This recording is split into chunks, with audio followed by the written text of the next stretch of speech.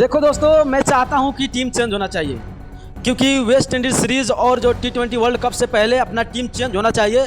अगर टीम नहीं चेंज होता है तो बहुत ज़्यादा प्रॉब्लम भी हो सकता है, क्योंकि दोस्तों आपको पता है कि किस खिलाड़ी का किस तरह परफॉर्मेंस है और किस खिलाड़ी किस प्रदर्शन में भी खेल रहा है।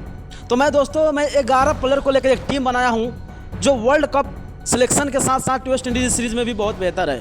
देखो, अगर आप लोगों को ये टीम अच्छा लगे तो जरूर लाइक कीजिएगा और नए हो तो चैनल को सब्सक्राइब करके वीडियो जरूर शेयर कीजिएगा। क्योंकि देखिए दोस्तों, मैं पहले आपको बता दूं कि कप्तान किसको रखना चाहिए।